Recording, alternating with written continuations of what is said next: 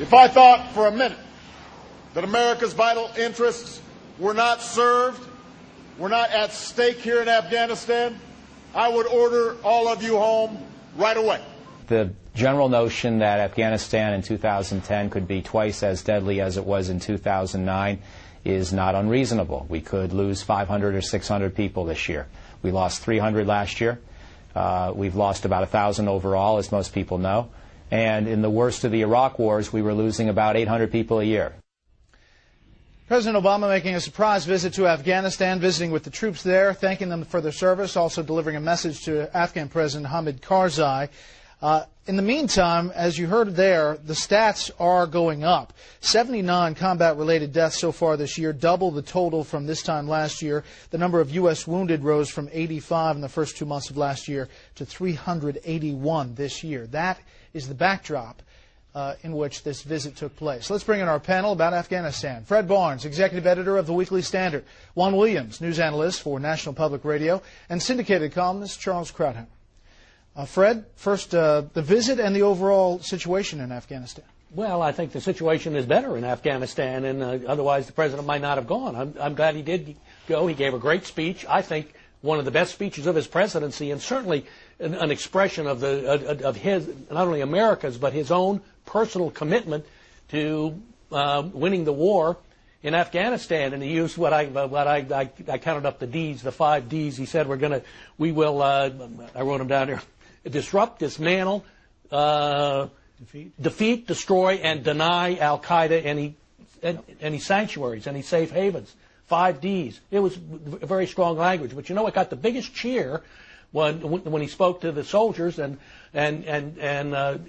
others, but mainly I think it was 2,500 of our troops over there, when he said, "We will persevere. America doesn't quit. You don't quit. We don't quit. We're not going to. We will."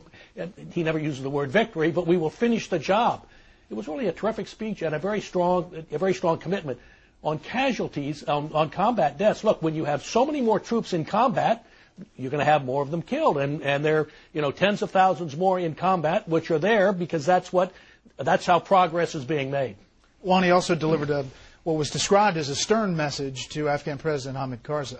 Well, he's got to stop the corruption, and I think the corruption works against U.S. interests because it makes it harder for the Afghan people to trust not only in the Afghan government, but by extension in U.S. forces that are moving in. And remember, the key to so much of the military strategy now is winning the hearts and minds, winning the confidence of the Afghan people that the United States is going to be there and there is going to be a legitimate government in Afghanistan to conduct local domestic affairs. I would add one thing to what Fred said, which is the United States has had success first in Helmand province, and I think that's a tremendous sign of success, what's happened there, even though we've seen this spike in deaths.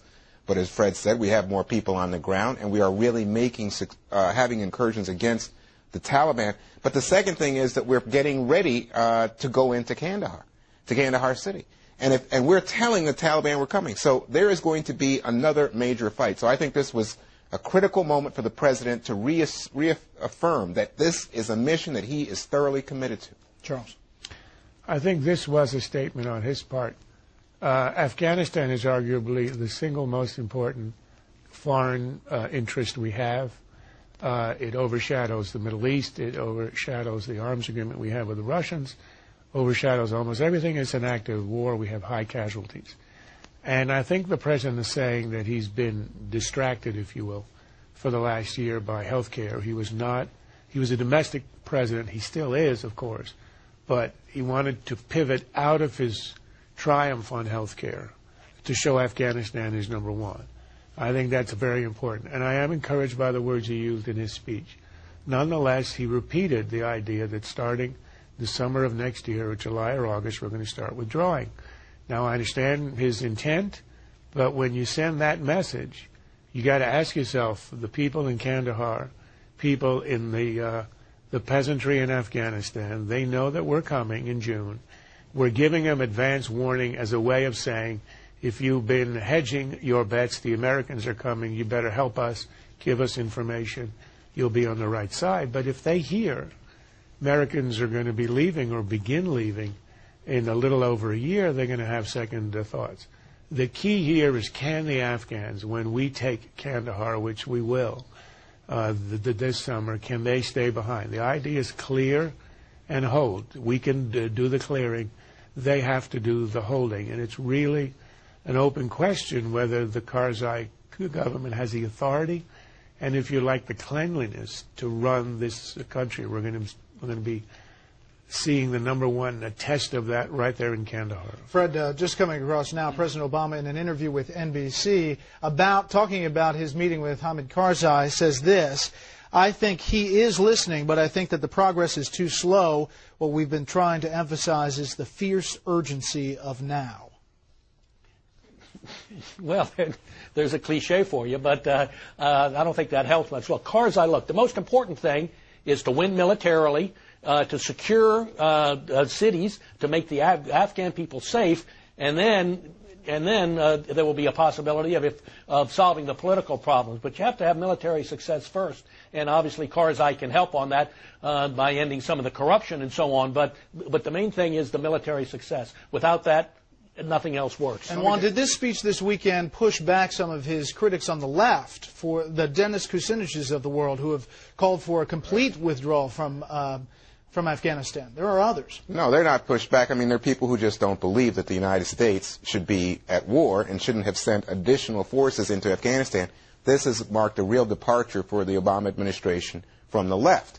And it's a grounds on which, in the aftermath of what's going on in Iraq, it's just, war is not a popular thing. But if you look at the polls right now, most Americans support what the president is doing on Afghanistan. I don't think that those polls necessarily reflect the hard left. The hard left remains anti-war in this country. And that's why I think it's part of his equation was to say, we still intend to return sovereignty to the Afghan people. We're not here as an occupier, to speak to Charles's point. And secondly, I think it's really important for domestic politics, for the left in this country, but for everyone, to say, you know what, we have a horizon. Here's our goal. We intend to achieve it and be able to leave. We're not there indefinitely. You talked about the polls really quickly. Washington Post has a new poll out about approval, disapproval of the way the president is handling Afghanistan. 53% approve, 35% disapprove. Go ahead, Charles. That's in part because of our success up until now. It's because we haven't had quite the wave of casualties that we had in Iraq, also because we haven't seen a downward spiral. But let me just add one point, the idea that we are occupiers in Afghanistan. There's not a sentient person on earth who thinks America wants to occupy Afghanistan. There is nothing in Afghanistan. There's nothing anybody would want, and we don't. Everybody understands it's a defensive operation as a way to protect ourselves against the jihadists. So the idea of America heavy-handedly walking in, planting the flag, I think is not really an issue we have to worry about. Ian, can I just say one more thing? Quickly. What President Obama was emphasizing was winning, persevering, not quitting. He wasn't emphasizing, when we're going to depart.